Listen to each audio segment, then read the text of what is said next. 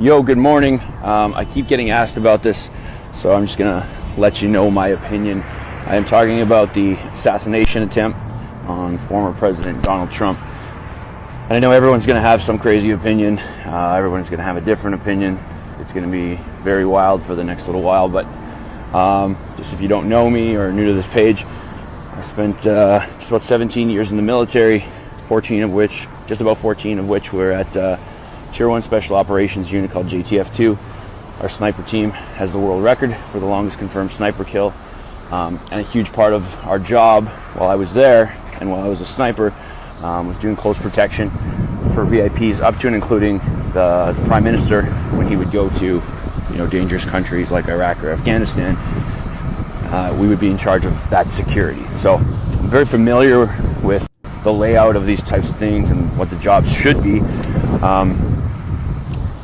And yesterday, what happened, I have no doubts in my mind that the shooter had help from somewhere within an agency, an organization, or the government. The second I saw that aerial photo of what they were saying happened, it immediately made no sense to me. You cannot, in broad daylight, get onto a rooftop within, it looked like maybe a couple hundred yards, if that.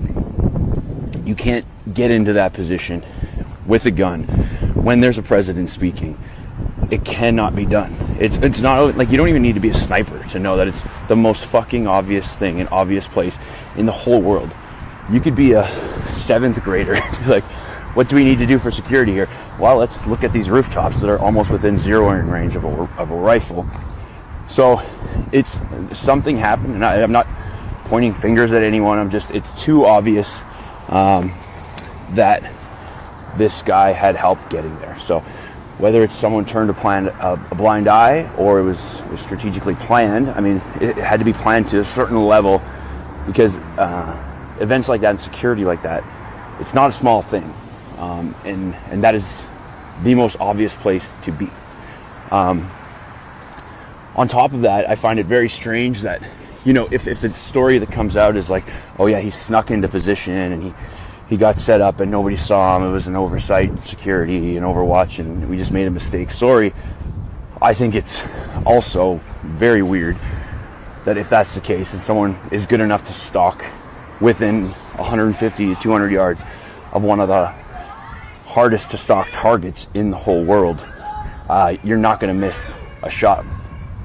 You're not going to miss that shot. Like, if you have the skill set to get in there, avoiding all of these security, all the different layers of security, then you will have the skill set to hit that first round.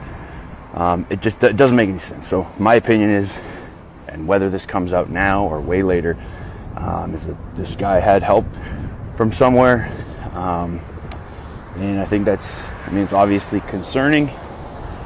It's going to be wild. I think it's all you're going to see for the next little while. Anyway, just because I keep getting asked, that's my 2 cents. Well, I'm glad he gave us the 2 cents because he obviously knows a little bit more than the rest of us do. And that's where I want to go to this next piece of evidence. Here is the time that was taken. A lot of people have compiled this footage of the incident. I want to play it for you so you can see it and echo what he just said. And I may do another video and mention this clip a lot because it's very helpful. But I want you to see how much time Secret Service had before the shot went off, and they knew. He was doing his job. I wouldn't even be doing this. I'd be at some beautiful place with a gorgeous ocean. The Look, they're all pointing. The Atlantic, maybe the Pacific.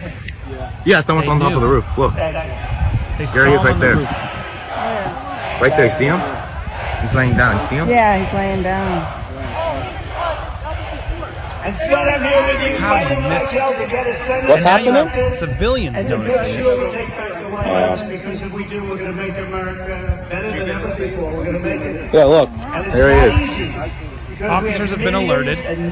Look how the seconds are going by as he's inching around on that roof, sneaking in place. We have criminals, we have drug dealers, we have people that should not be here. And it's much tougher than if it happened. We have the strongest border ever. In recorded history, we had the best border. In fact, if they could ever put up a chart, I don't know if they can do it. Do you guys have access to that chart that I love so much? You don't mind if I go off teleprompter, do you? Because these teleprompters are so damn boring, I try and explain that. Oh, there's it. Wow. You guys are doing it. They're getting better with time. My guys, take a look at that chart. Take a look at the arrow on the bottom. See the big red arrow, right? Look how So much that's where time I has left passed. office. That Still was nothing. the lowest point, and that comes right from the He's now able government to aim, services. get in place. Comes right out of Border Patrol. And I want you to, again, I'm pausing the time, pausing the clock, as he just eloquently sort of pointed out to all of us, look at this image again. You got a sniper on this roof. Where else is he checking? Like, hello? Elevated rooftop from 430 feet away right here. What's going on? What? How did this get missed? Take a look at that. So that arrow is the lowest amount of illegal immigration ever in recorded history into our country. And then And look at the time going by. the worst president in the history of our country took over. And look what happened to our country. Probably 20 million people. And you know, that's a little bit over that chart. That chart's a couple of months old. And if you want to really see something, you say, look at what happened.